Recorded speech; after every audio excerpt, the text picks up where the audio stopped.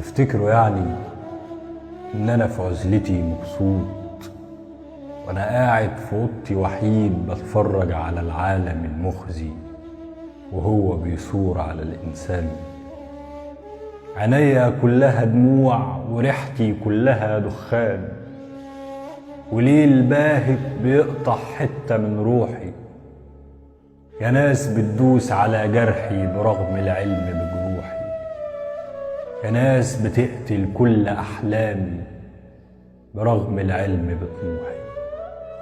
يا أوجع شيء مصاحب نفسي، مراقب خطوتي وهمسي وعايش يومي في أمسي، مصاحب كوبايات البن وقلبي ابن الحلال بيحن لناس قتلتني بإيديها وأنا اللي دفنتهم جوايا. أنا وحداني مش وحدي، أنا وحداني مليش صاحب، مليش حاجة أخاف منها ولا حاجة أخاف ليها، ولا أغنية غنيها يفوت الليل ما يظهرش منه نهار، لكن لسه في شيء جوايا يخاف من نار. لذلك لسه وسطيكم بحاكيكم وبحكيكم هنا في الشعر، بواسيكم بكلماتي فتقروها تقول الله بدون نظرة إلى المضمون.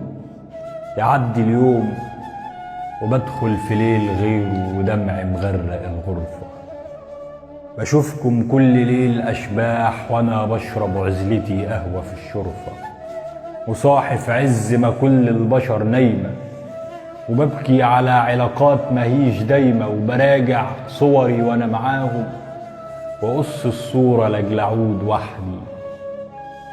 يا واخد من كل ليل سهروا، في واحد هنا صاحب يبكي على قدره وقلبه في شق الليل هنا سهران. يا مصاحب الجدران، أنا وحداني مش وحدي، أنا دلوقتي متصاحب على كتابي وقهوتي ورواية وفيلم قديم ونور خافت، وليلتي لازلت بقضيها صباحي، بستند على أشياء ماهيش قادرة، ومصاحب كل الليالي الغدرة، وكأني مش عايش وسط البشر، كأني عايش وسط جبابرة.